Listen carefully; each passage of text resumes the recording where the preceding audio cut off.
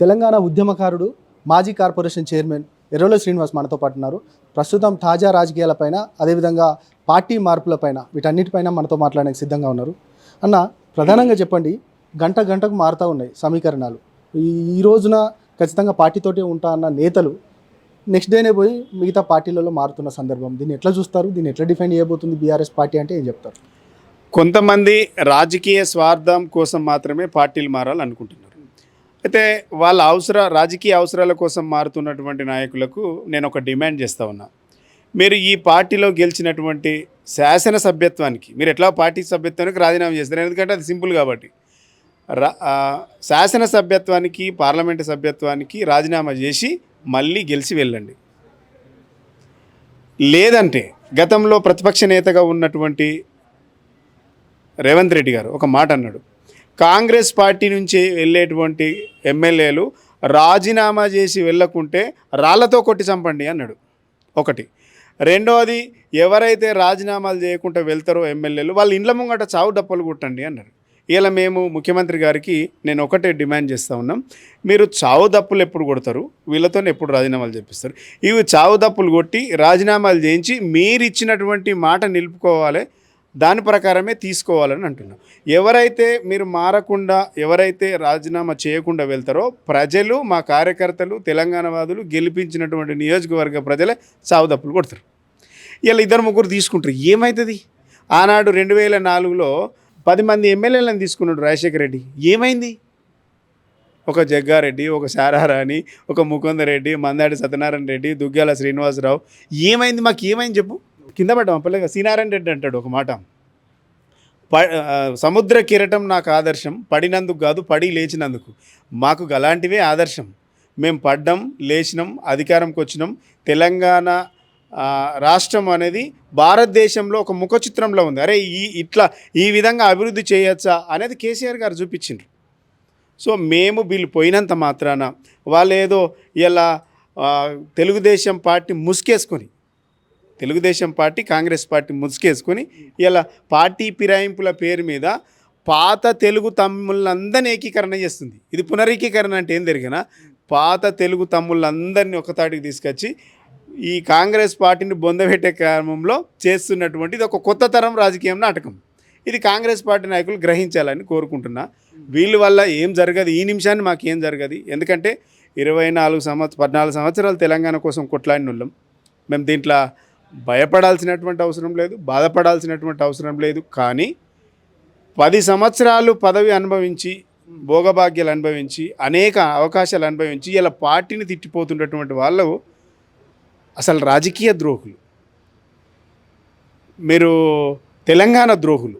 ఇలా తెలంగాణ సమాజాన్ని, గెలిపించినటువంటి నియోజకవర్గ ప్రజల్ని అవమానించే విధంగా, అపహసించుకునే విధంగా, ప్రజాస్వామ్యాన్ని కూని చేసే విధంగా చేస్తున్నటువంటి మీ రాజకీయ విలువల తిలోదకాలు వదిలి మీరు చేస్తున్నటువంటి దానికి బేషరతుగా క్షమాపణ చెప్పి వెళ్ళండి అని అడుగుతున్నాను.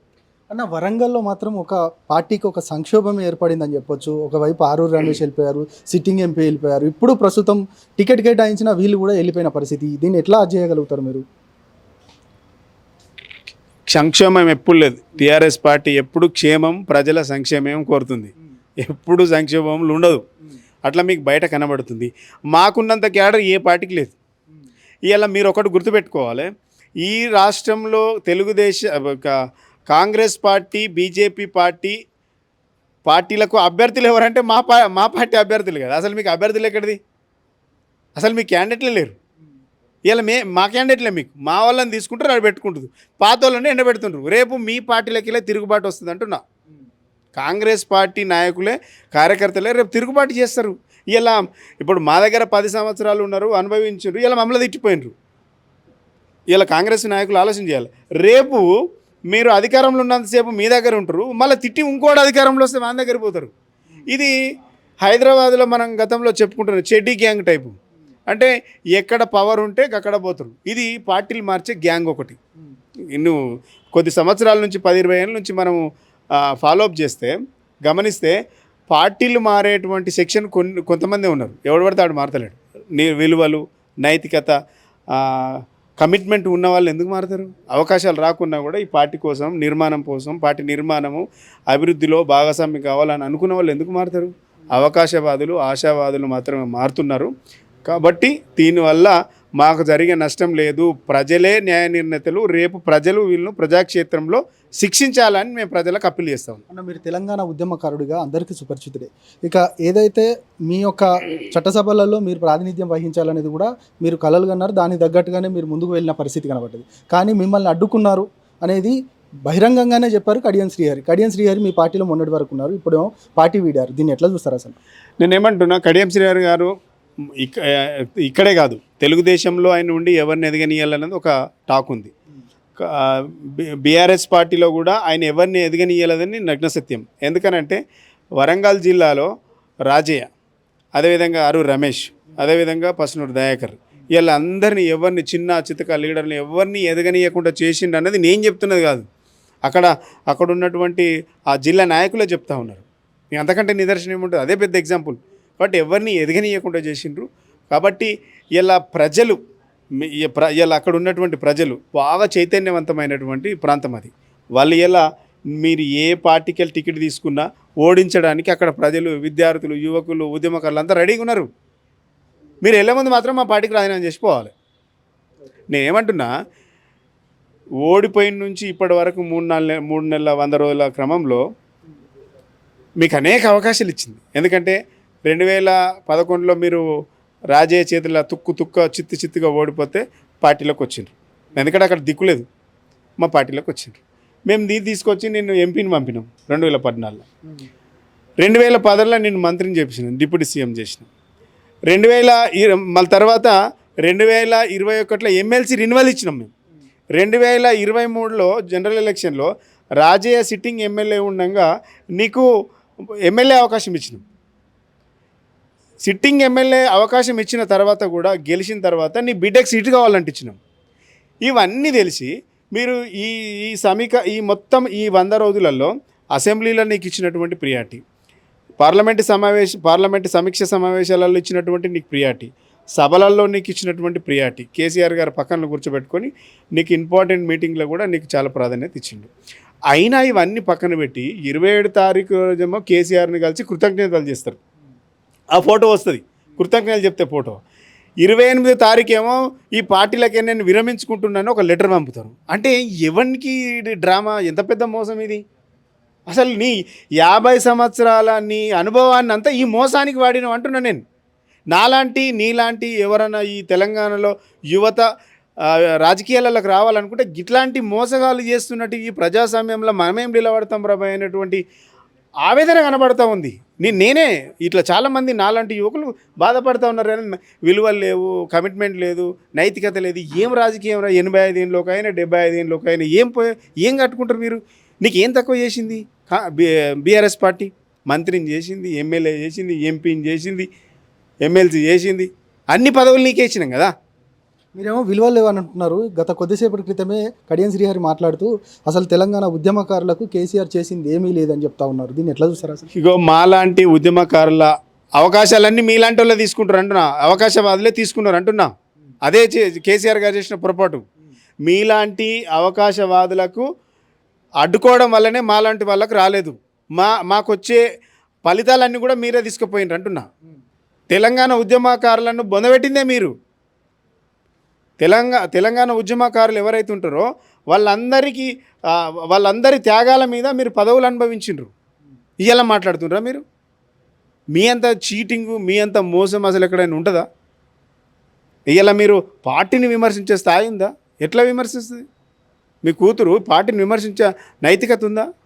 ఇవన్నీ మేము తీవ్రంగా ఖండిస్తూ ఉన్నాం. ఇలాంటి వాళ్ళు ఈ ప్రజాస్వామ్యానికే చీడపురుగులు. ఈ ప్రాంతానికి, ఈ ప్రజాస్వామ్యానికి చీడపురుగులు. మాలాంటి యూత్ రాజకీయాలలోకి రావాలంటే ఇలాంటి వాళ్ళని చూసి కొడుతున్నారు. అబ్బో రాజకీయాలు వద్దురాబోయ్ అనుకుంటారు. కాబట్టి యూత్ గమనించాలి. ఇలాంటి వాళ్ళ వల్ల అసలు ఈ సమాజము, ఈ ప్రాంతం అంతా కూడా రాజకీయ విలువలు లేని నాయకులతో ఈ ప్రాంతం అంతా కూడా కల్మిషం అవుతుంది. కాంగ్రెస్ పార్టీలో ఉన్నటువంటి కార్యకర్తలు, నాయకులు గమనించాలి. ఇలా మమ్మల్ని మోసం చేసిరు, రేపు మిమ్మల్ని మోసం చేస్తారు. మీరు మేల్కొనాలి. మేల్కొనాలి. ఇలాంటి గ్యాంగ్ వస్తుంటుంది, అవకాశాలు తీసుకుంటుంది, రేపు నన్ను తిట్టింది, రేపు నిన్ను తిడుతుంది. తస్మాత్ జాగ్రత్త మిత్రులారా అని వాళ్ళకు నేను అప్పీల్ చేస్తాను. అన్న చివరిగా చెప్పండి, కాంగ్రెస్ పార్టీకి సంబంధించి మేము గేట్లు తెరిచామని అని చెప్పడం ఒకవైపు అయితే, ఇక గేట్లు తెరవక ముందే ఫుల్ ఫ్లెడ్జ్డ్గా మీ పార్టీ నుంచి చాలామంది వెళ్తూ ఉన్నారు వలస. అదొక వైపు పూర్తిగా ఎట్లా ఉండబోతుంది బీఆర్ఎస్కి సంబంధించి బయట ఒక పెద్ద ఎత్తున ప్రచారం చేస్తూ ఉన్నారు కాంగ్రెస్ పార్టీ నాయకులు. ఇక పార్టీ ఉండదు బీఆర్ఎస్ పార్టీ, ఇక పార్లమెంట్ ఎన్నికల తర్వాత పూర్తిగా పార్టీ డిమాలిష్ అయిపోతుంది అనేది ఒకటి వాళ్ళు చేస్తున్న ప్రచారం. దీన్ని ఎట్లా చూస్తారు అసలు? రాజశేఖర్ రెడ్డి ఈ పార్టీ ఉండొద్దని కోరుకున్నాడు, కానీ మా పార్టీ ఉంది. ఇక ఆయన ఏమైండో నేను చెప్పా. రెండవది, ఈ ఈ తెలంగాణకు ₹1 ఇయ్య అసలు కరెంటే రాదు అని చెప్పిండు. ఆయనే లేడు, ఆయన కరెంట్ లేకుండా పోయింది. ఇలా వీళ్ళు నిన్నగాక మొన్న వచ్చిండ్రు. చంద్రబాబు నాయుడు నీ పార్టీ అంత చూస్తా, కేసీఆర్ నేను జైల్లో పెట్టిస్తాడు. కేసీఆర్ ఒకటే మాట అన్నాడు, నీ పార్టీకి త్వరలో టూలెట్ బోర్డు పెట్టిస్తాడు. అది టూలెట్ బోర్డులో ఉన్నది. ఇలా నిన్నగాక మొన్న మీరు అధికారంలోకి వచ్చిండ్రు. ఇలా ఇదంతా వంగమాగాదులను చూసుకొని, ఈ పవర్ను చూసుకొని, ఈ అధికారులను చూసుకొని సంబరపడిపోకుండ్రి. అతి త్వరలో దెబ్బతింటారు డెఫినెట్గా. ఇలా గేట్లు దుంకి వస్తుండ్రు, గేట్లు దన్నుకొని వస్తుండ్రు అంటుండ్రు. తన్నుకొని వస్తుండ్రు కరెక్టే, రేపు వాళ్ళు మిమ్మల్నే తంతారు, మిమ్మల్ని దాన్ని మళ్ళీ ఇంకో పార్టీలోకి పోతారు. అది తెలుసుకోండి ఫస్ట్. నిజంగా మీకు చిత్తశుద్ధి ఉంటే ఇలాంటి రాజీనామా చేసి గెలిపించుకొని తీసుకోండి. మీకు చిత్తశుద్ధి ఉంటే, రాజకీయ విలువలు పాటిస్తే. ఎందుకంటే ఆనాడు రేవంత్ రెడ్డి గారు ప్రతిపక్ష నేతగా ఉన్నప్పుడు మాట్లాడింది కదా, ఎవరైతే ఎమ్మెల్యేలు ఈ పార్టీ నుంచి ఆ పార్టీకి మారుతుండ్రో వాళ్ళు రాజీనామా చేసిపోవాలి, లేకుంటే రాళ్ళతో కొట్టండి, చంపండి, ఇంటి ముంగట దప్పులు కొట్టియండి. దప్పులు కొట్టించిండ్రు కదా, ఇవి 2 చేసి మా పార్టీలోకి వెళ్ళి తీసుకోవాలి. మేమేం భయపడట్లేదు. ఇదంతా చూసినాం. 24 ఏళ్ళల్లో 24 సంవత్సరాల ఇండస్ట్రీ ఇక్కడ మా పార్టీకి. ఏం చూసినాం? అరే 100 సంవత్సరాల పార్టీని తుక్కు చేసినాం మేము. బీజేపీకి అడ్రస్ గలంత చేసినాం. ఇలా ఏదో కొంత మెజార్టీతో 1.8 to 2.5 ఓట్లతోనే ఓడిపోయినాం మేము. ఎంత? 4 లక్షల ఓట్ల మెజార్టీతోనే ఓడిపోయినాం మేము. ఎంత శాతం మీరు బొట్టబొట్ట ఓట్లతో గెలిచిండ్రు, బొట్టబొట్ట సీట్లతో గెలిచిండ్రు. ఎన్ని రోజులు ఉంటారు? న్యాయంగా ధర్మంగా చేయాలనుకుంటే చేయండి. మీరు కూడా గేట్లు దనుకొని వస్తుండ్రు అంటే గేట్లు తీసి ఓపెన్ పెట్టుకోండి, ఇబ్బంది ఏం లేదు. కానీ ప్రజాస్వామ్యాన్ని బతికించండి అంటున్నాం. ఈసారైనా మిమ్మల్ని గుర్తిస్తారా? పార్లమెంట్ పరిధిలో అంటే పార్లమెంట్ బరిలో మీరు ఉండబోతున్నారా అంటే ఏం చెప్తారు? కేసీఆర్ గారు పెంచినటువంటి మొక్కలం మేము, ఉద్యమకారులం. ఇవాళ మాకు విద్యార్థులు ఉన్నటువంటి మాకు ఒక అవకాశం ఇచ్చిండు, ఈ వేదిక ఇచ్చిండు. పార్టీలో ఈ రాష్ట్రంలో మాకంటూ ఒక గుర్తింపు తెచ్చిందంటే కేసీఆర్ గారు, బీఆర్ఎస్ పార్టీ. కేసీఆర్ గారి మాటే మాకు శిరోధైర్యం. కేసీఆర్ గారు అవకాశం ఇస్తే, ఆర్డర్ వేస్తే ఎక్కడైనా పోటీ చేస్తాం. కేసీఆర్ గారికి అధిష్టాన నిర్ణయానికి మేము కట్టుబడి ఉంటాం. Thank you. ఇది మొత్తానికి ఎర్రోల శ్రీనివాస్ చెప్తా ఉన్నాడు. అధిష్టాన నిర్ణయమే నా నిర్ణయం, ఖచ్చితంగా కేసీఆర్ మన పోటీలో ఉంచితే మాత్రం నేను ఖచ్చితంగా పోటీ చేస్తానని చెప్తా ఉన్నారు. కెమెరా పర్సన్ శశికాంత్తో ప్రశాంత్, మైక్ టీవీ, తెలంగాణ భవన్.